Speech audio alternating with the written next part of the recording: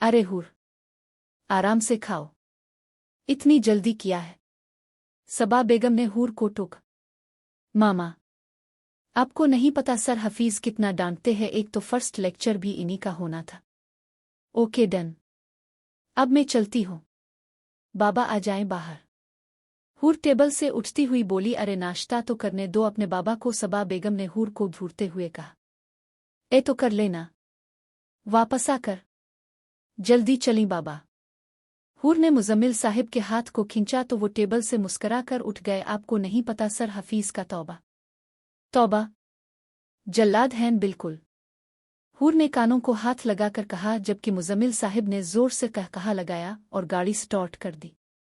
मुजम्मिल साहिब और सबा बेगम के शादी के काफी अरसे बाद उनको बहुत तरस कर एक बेटी मिली थी, नीली आंखों वाली सुर्ख और सफ़ेद प्यारी सी, जिसका नाम उन्होंने हूर रख दिया था। तो बता सब खैरियत तो है? अहमद बेड से टेक लगाकर बैठा और सिगरेट सुलगाई।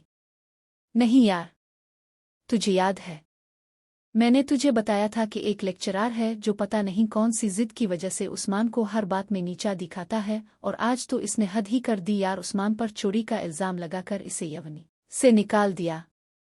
यार तो जानता है कि उस्मान ऐसा नहीं है, उसके फ्यूचर का सवाल है जो कि वो हफीज खत्म करना चाहता है। प्लीज यार तो कुछ कर।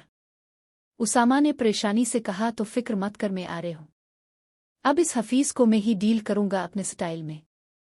अहमद ने कहकर काल काटी और उठकर तैयार होने लगा। राना एजाज अहमद के दो ही बच्चे थे, फिजा राना जो कि अहमद से 5 साल बड़ी थी और शादीशुदा थी, मगर फिर भी अपने शौहर और बच्चों के साथ अहमद के साथ रहती थी। इसके बाद था राना अहमद एजाज, ऊंचा लंबा स्मार्ट सा खूबसूरत और परकशिश, जो कि अपनी फैमिली और दोस्तों के लिए जान तक देने वाला, जिसकी वजह से अब तक बहुत नुकसान भी उठाया था, क्योंकि वो हर किसी के साथ मुखलिस हो जाता था, जबकि लोग इसे अपने मतलब के लिए इस्तेमाल करते थे। और अब भी उसामा इसका दोस्त इसे अपने काम के लिए बिला रहे था और अहमद ना जाए, ऐसा हो सकता है भला? ओहो, आज तो मैडम अब भी लेट है, हूर ने सिला को देखकर कहा, जो कि अभी अभी हूर के साथ यवनी में दाखिल हो रही थी। वो भाई ने लेट करवा दिया।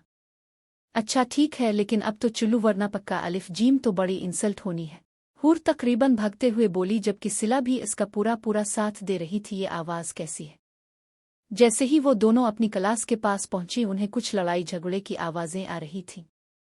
सिला ने हूर को देखकर कहा, पता नहीं, शायद किसी की क्लास लग रही हो गई, लेकिन तुम फिक्र मत करो, कुछ देर में हम दोनों के साथ भी ऐसा ही होने वाला है। हूर जलकर बोली और क्लास का दरवाज़ा खोलकर डरते डरते अंदर कदम रखा, लेकिन अगले ही लम्हे हूर सुर्ख चेहरे की साथ आगे बढ़ी और अहमद के हाथ को, जो कि सर हफीज के कालर पर था, इसे हटाया और अहमद को एक जोर का धक्का दिया। ये क्या बदतमीजी है? बड़े हैं वो, तुमसे इस बात का ही ख्याल कर लो। खबरदार, अगर तुमने उन्हें हाथ लगाने की जुर्रत भी की तो जाओ यहां से, वरना मैं अभी पुलिस को कॉल कर रही हूं। हूर नॉन स्टॉप बोले जा रही थी, जबकि अहमद बहुत गौर से इस नीली आंखों वाली लड़की को देखता था। नीली आंखें हमेशा से अहमद की कमजोरी थीं, और ये बात इसने सोची हुई थी कि वो नीली आंखों वाली लड़की जिससे इसे फर्स्ट साइट लो हो जाए, इसी से शादी करेगा।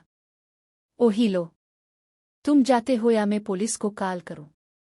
अहमद हूर का मुकम्मल जायजा लेने में मसरूफ था कि अचानक हूर की आवाज़ पर चौंका और एक आखिरी नज़र हूर पर डालकर बाहर निकल गया।